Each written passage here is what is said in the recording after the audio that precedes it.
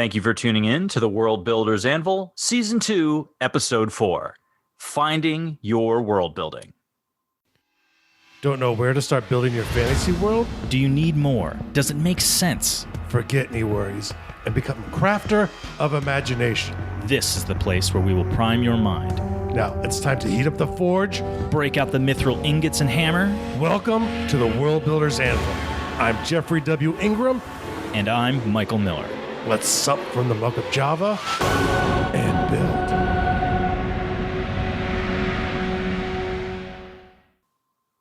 Welcome back. Engaging targets 250 meters away. I'm Jeffrey W. Ingram. And soon to be learning how to engage targets 2,000 meters away, I am Michael Miller. Well, 2,500 is further. You said 25. You didn't say that, though. 2,500. No, you didn't say that. Wait, you listen to the audio. 2,500. I'm pretty sure you didn't say that. I'm pretty sure you said like 25 or 200. I don't think you said 25. Unless I misheard you. Rifles. Well, that's why I was like, why is he only saying that's like 200? That's not far at all. I think I misheard you. And if I did, my distance is further no matter what Jeff says. I was shooting a 25 millimeter Bradley. I could outdo anything that a conventional firearm could fire. So the thing is, though, where's your Bradley parked right now, Jeff? Is it in your driveway? You got a Bradley out in the garage? I don't think so. I'll go grab a 17 millimeter ratchet. I'll bring one over if I make it. I won't make it back home after that, but I could probably get one. You'll be fighting the whole way home. All right, let's get off of this. So Jeff and I are a little torqued up in a good way. We just had a fun conversation about a cool friend that I just made who's a retired high-ranking officer in the American military. So it's kind of cool to meet him and talk to him. But today we are talking about finding your world building. Now, I don't mean where's the world building. I mean the type of world building, your type of world building. Yeah, because I think that's one of the things is we never think about like what kind of world builder it is, and we think of like type of world building sometimes, or the types of worlds we want to make. You know, we think about the elements, but it's really all kind of interconnected. So I kind of want to talk about it at one go, and add a few of my own little twists in there. You know, I have it listed as knowing yourself in 4 questions. Unfortunately, I have none of them actually listed as a question. So it should probably be knowing yourself in 4 points. You said knowing yourself in 4 questions. Then you have no questions listed. No questions. And on top of that, you have like 10 little bullet notes. So I was like, maybe he's got the 4 questions written down on a piece of paper. But now I'm finding out no. The inset bullet points are the subsets. So none of them are inset. What are you talking about? Well, because it loses it, because you're looking at it in the chat and it loses. All right, so here's what you need to do for me. You need to, when we get to one of the questions, I want you to point it out to me, and then I can interject. Because the next one will actually be the first question or point, as I'm going to really call them here. Okay. Because they're not written as questions. But, you know, the first thing I think you should think about when you want to do world building is your free thinking scale. All right, now what is that? Now, the idea of the free thinking scale is how willy-nilly can you let the facts go? You know, some people, can sit there and go Alice in Wonderland, look through it, and it makes perfect logical sense to them and won't question a thing. Other people might have some issues with the way things play out. Yes. Why I wasn't interrupting. What I was about to ask, though, is are you referring to how the world builder is approaching it or how they expect the reader to receive it? Well, at this point about how you as a reader, but you should allow that to affect the way you world build. So if you're someone who likes things more understandable, more closely related to science, you lean towards the side I call curmudgeon. And if you... There's nothing wrong with curmudgeons, Jeff. If you think Alice in Wonderland is a bit too structured, you're on the other side, the childish side. Gotcha. And now both sides will make fun of the other side there. I think they're both perfectly fine. I've always dreamed of being a curmudgeon when I grow up. I probably just will never grow up. Mhm. Now, the chronic pain, I would say you're kind of in the middle though, I'm because kind of in the middle. I think. you I think definitely I go. lean a little towards child, but maybe not. Well, the I'm thing pretty is, much down the middle on this yeah, one. because you go Kind of very like my politics, I'm down the middle. you go fantastical, but you I put have a reasons. lot of reason, yeah, a lot of logic and a lot of reason into why it is I that way. overthink everything, and if you've been here for the first 340 episodes, you've probably figured that out. Might have noticed. That. And go, thank God he stopped recording after like 14 hours with that topic. So if I'm understanding you correctly, we're talking childish to curmudgeon and all the layers in between, which basically mean it's a how scale. crazy fantastical without reason or logic, to there is a reason, a methodology, a science, and measurable counts to how everything in my world works. So I think of this as a spectrum. So it's like people talk about the political spectrum as, the far right to the far left, or as I prefer to look at it, people who are, probably anarchy to totalitarianism, is probably a better way to look at things than what we call far right and far left. A lot of them have the same tactics. It's just different topics they like to screw you over in. Do you believe in anarchy or do you believe in totalitarianism? I don't believe in either one of those things. Right. I probably am much closer to anarchy than some people, but I kind of think I'm down the middle in all spectrums. Not really, but in the political spectrum, I kind of consider myself down the middle in American politics because I'm socially liberal, but I'm fiscally conservative, and I actually mean fiscally conservative when I say it. I'm sorry, are you saying fiscally? Fiscally conservative. So I really mean that. I actually believe that we shouldn't spend money we don't have. This is an emergency. That's a strange idea. Yeah, it's a strange idea for most people, definitely the government. The government to me they're just a symptom of the people. That's me being very sarcastic. I also believe that people should not spend money they do not have. Yeah. Most people do, but then they look at their government and go, why aren't they giving me more stuff when they don't have the money? Right. So I like to say to myself, I'm very consistent in my political positions too. I don't waver, even if I hate what I'm saying. Sometimes I really disagree with what I have to say because I'm consistent. You sound like a politician. No, the difference is I'm actually consistent with what I believe. I'm very, very easy to cut down. But putting that aside, political spectrums aside, back to the curmudgeon to childish spectrum here. When you go from this spectrum here, you're probably never either thing. But if you have that more Alice in Wonderland style storytelling, you're going to lean more towards the childish side. And if you kind of like, the Brad Sanderson type of fantasy or more hard science fiction, you go more towards the curmudgeon side. There's no problem with either side. It just know who you are. You can probably create art better suited towards people like you. In the business world, we tell people to teach expertise, teach people who are 5 years behind you. So teach people who are 5 chapters behind you, essentially, 5 books behind you, however you want to look at it. Because you'll understand the audience and you can write something for them that makes sense to you. You don't have to force it. And I think one of the problems we have as world builders is sometimes we think we lean towards childish, but we go, well, but the stuff coming out today isn't like that, so I can't do it that way. You're probably doing a disservice to yourself, and maybe there's an opening there, and maybe it won't sell as good. But the thing is, I think right towards your strengths, not towards your weaknesses. And this also falls into the no one can be you better than you category. So be you. Right you, be you. Right, you be you. Find you, be you, childish me. Okay, now on to the next question. Okay. World building type. And this is something that we have talked about, but we talk about it in isolation like everyone else does, right? And usually there's 2 models, and most people, I would imagine, have some variation of the third one here too. Top-down world building, and that is the idea where you start with a sketch, an idea of a world, and you hone in on the details that you think are going to be relevant. Bottom up, which is you take some detail and you create a world to explain the detail. And hybrid, which is maybe you start off bottom up or top down, but there's certain things that you're maybe not like really good at, like cultures. So you're like, okay, let me start from the top and work down for cultures. But for characters, I'm going to start here, or geology, I'm going to start here, whatever topic interests you, so you don't need to feel constrained. If you're a top-down world builder, means that you think big picture and you figure out details. I am 100% top down.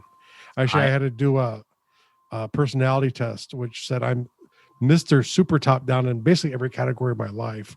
I'm not what the personality test would call balanced, which is very high level. Which I think is funny because I am definitely a bottom up.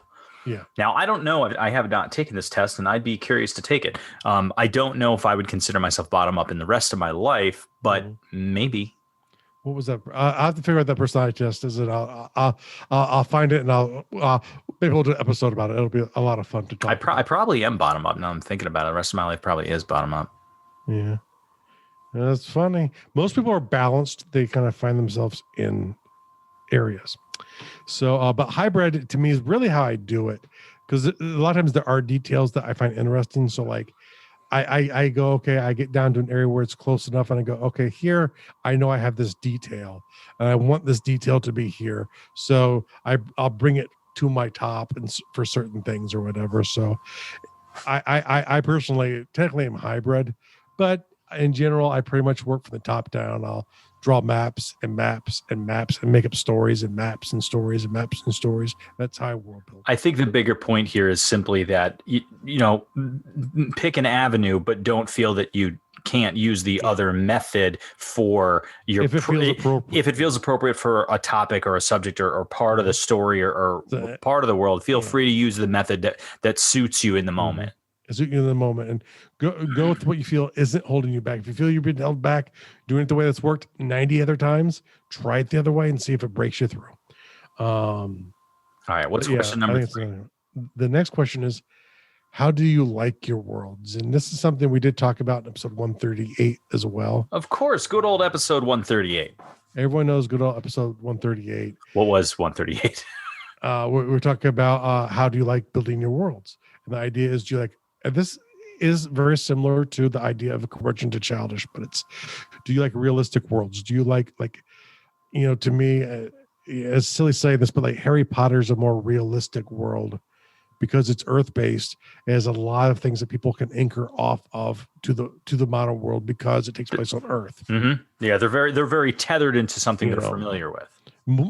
A more realistic fictional novel would be like a Tom Clancy novel, where he gets in a little too much detail on how you make rubber O-rings for a submarine or some crap like that, which is good work too.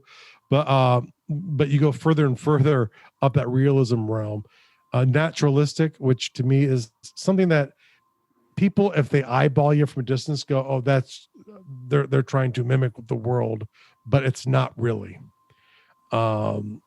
It's bullshitted. It passes a smell test. Good old E's coming up for this one. I do really good at not cussing. This is a family-friendly show. You wouldn't know that. You wouldn't know it by the way I talk. I'm actually much better here than a normal. Mosaic. That's true. Jeff does swear, and so do I. I swear a lot, but on the show I try to keep. We try not to, because we do think world building is really open for all people. Some topics are more sensitive, and I'm always overly cautious when I rate our show too. It's like we talked about sexual themes in a very non-sexual way. I'll mark them E just to be safe. Yeah, just always is probably safe. It's better safer than sorry.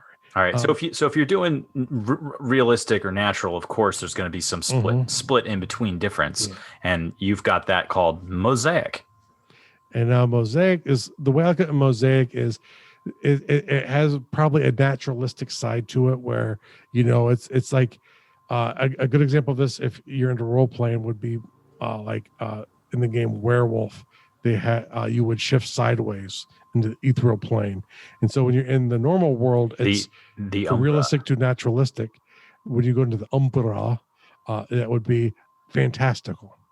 Or you know what I'm also reminded of? Parts of the Umbra were utterly fantastical, and some were maybe more realistic.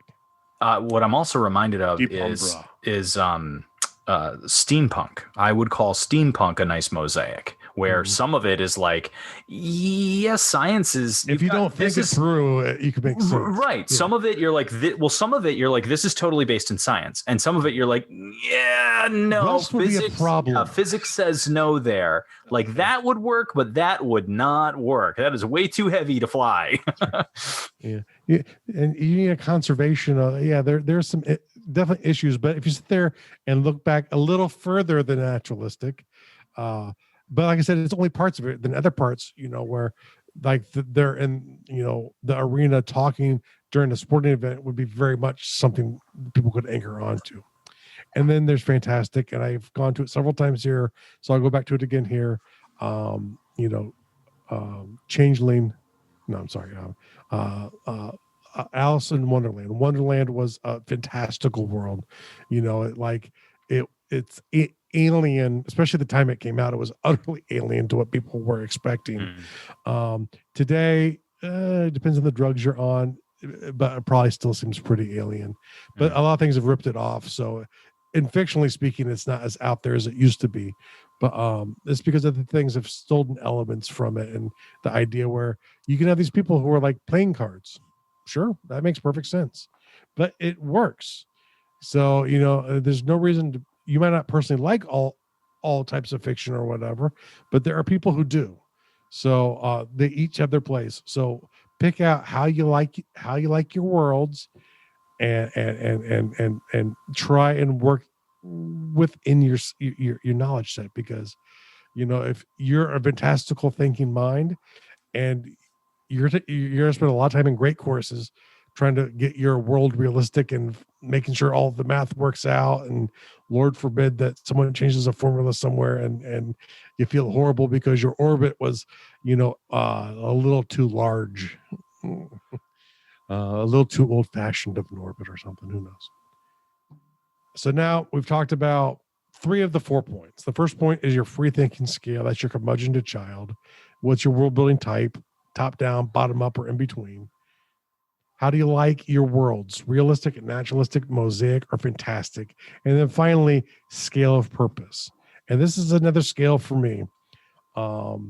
Is the purpose the world or the universe on one end? Or are you just want the elements you need for your story and you don't care about anything else? So what's the scale of purpose you want to put into it?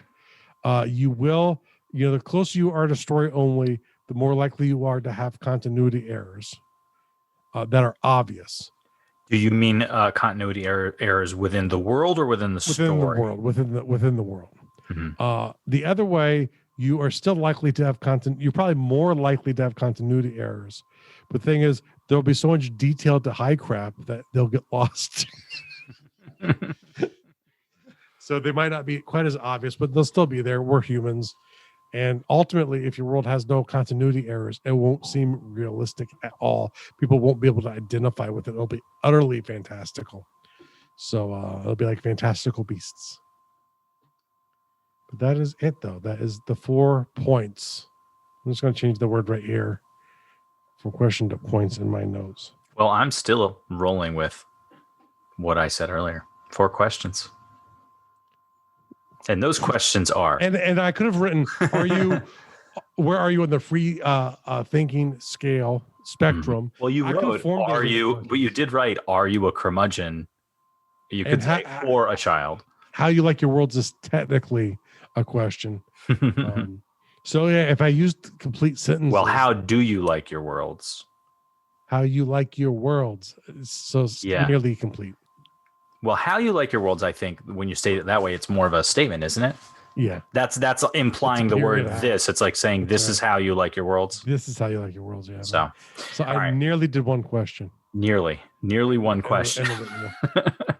Anything about the 4 questions. All right, world builder's task. Yep. So this is a simple one here. What type of world builder are you? And go through and be painfully honest, because the more you lie here, the harder your projects will be to complete, because you'll lose interest, in making the legal code for the 13th nation if you don't like to make legal codes for nations.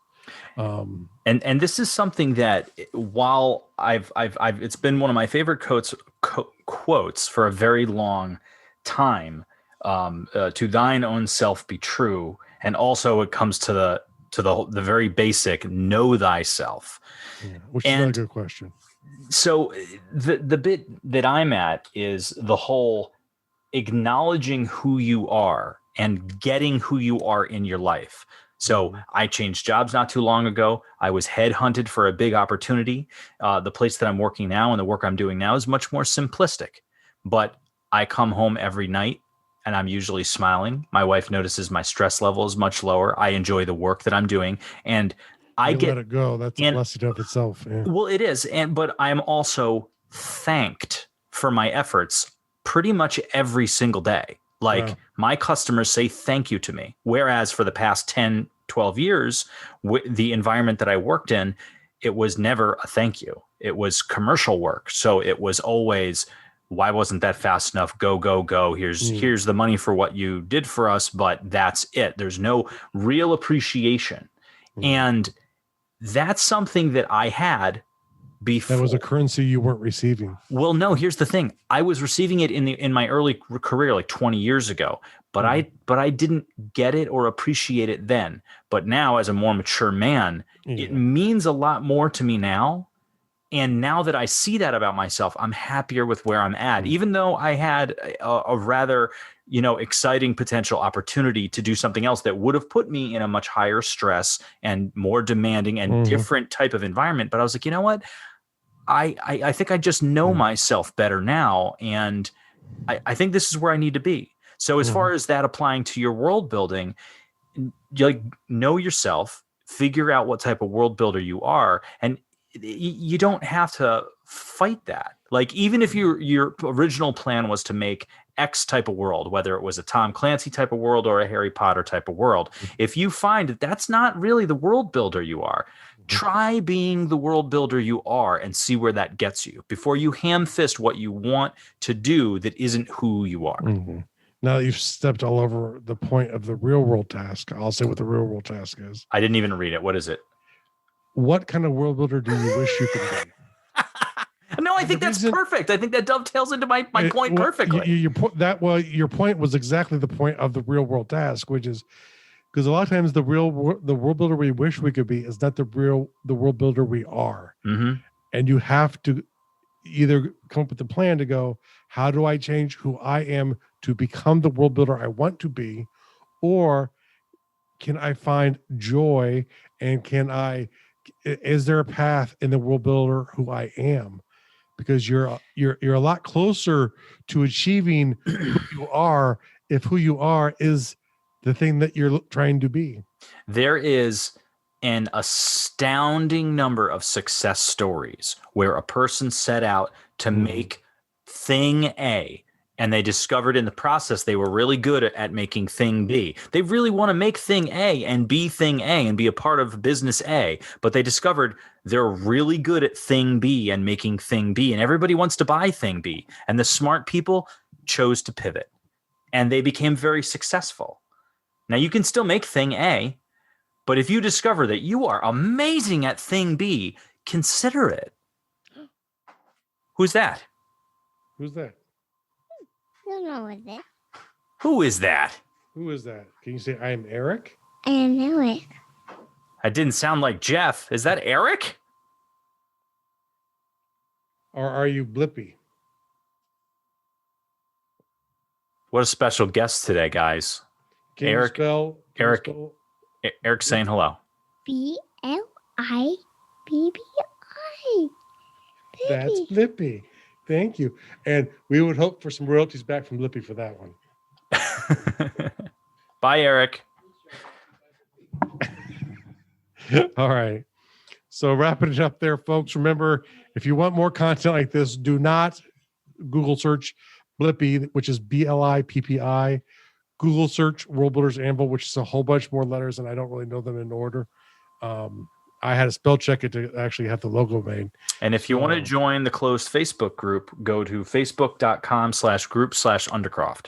Mm-hmm. How good was that? How good was that? It only took 350 episodes. Well, technically, to be fair, you really weren't on all of those episodes. You're correct. I was Or something not. 9 you weren't there, but we'll say 500 to round it off. Round it off. All right, folks. We'll see you next time. Thanks for listening. Thank you so much for listening to the World Builders Anvil. We would love it if you would share the World Builder's Anvil with 2 of your friends. And so would they. If they are unfamiliar with podcasts, then you get to introduce them to the wonderful world of podcasting. Take them to Stitcher or iTunes, or best of all, just send them to our website, www.gardul.com. That's GARDUL.com. Now strike while the mithril's hot.